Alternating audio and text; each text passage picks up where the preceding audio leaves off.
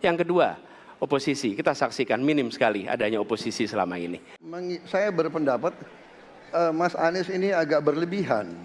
Mas Anies mengeluh tentang demokrasi ini dan itu dan ini. Mas Anies dipilih jadi gubernur DKI menghadapi pemerintah yang berkuasa.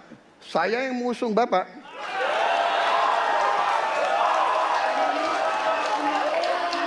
Kalau demokrasi kita tidak berjalan, tidak mungkin Anda jadi gubernur.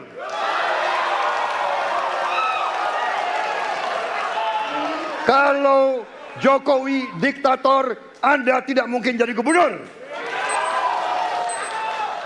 Saya waktu itu oposisi, Mas Anies.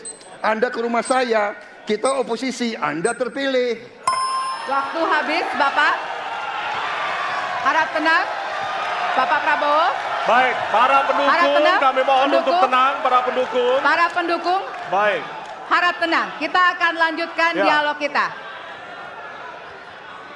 Harap tenang, hadirin, harap tenang. Kami sampaikan kembali, hadirin harap tenang. Apabila tidak tenang, maka debat tidak dapat dilanjutkan. Ya, kami mohon kerjasamanya kepada para hadirin yang berada di halaman gedung KPU untuk bisa menaati aturan yang telah kita sepakati bersama. Ya.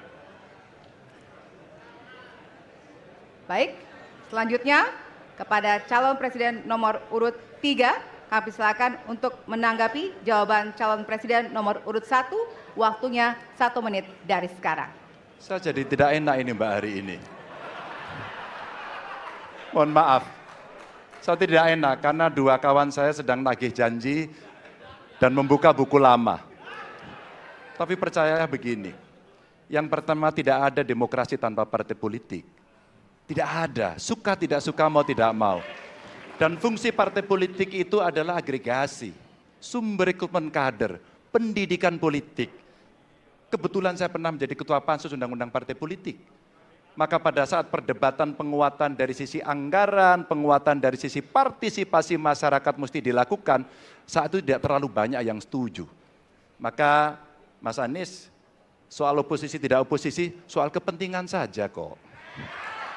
Kapan kita bertemu, kapan kita tidak bertemu, dan kemudian kita akan bersikap pada posisi masing-masing. Tapi yang penting, pendidikan politik kepada masyarakat itulah yang menjadi PR besar dari partai politik agar cepat dewasa. Oke, waktu Anda habis, Bapak.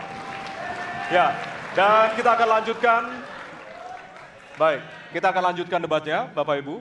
Kita akan lanjutkan ke pertanyaan selanjutnya untuk calon presiden nomor urut 1. Ya.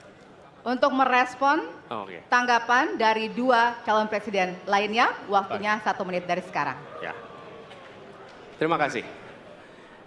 Ketika kita menghadapi sebuah proses demokrasi, di situ ada pemerintah dan ada oposisi. Dua-duanya sama terhormat. Dan ketika proses pengambilan keputusan itu dilakukan, bila ada oposisi, maka selalu ada pandangan perspektif berbeda yang membuat masyarakat bisa menilai. Karena itu oposisi itu penting dan sama-sama terhormat. Sayangnya tidak semua orang tahan untuk berada menjadi oposisi.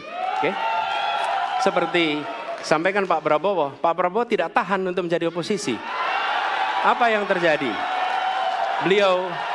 Beliau sendiri menyampaikan bahwa tidak berada dalam kekuasaan membuat tidak bisa berbisnis, tidak bisa berusaha. Karena itu harus berada dalam kekuasaan.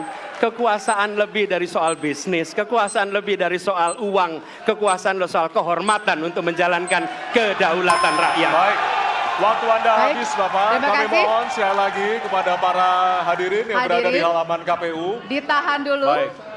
Baik, Pak Prabowo, Bapak mohon maaf. Prabowo, Bapak, mohon maaf. Waktu sudah habis. Waktu sudah habis. Ya. Download Tribun X sekarang. Menghadirkan lokal menjadi Indonesia.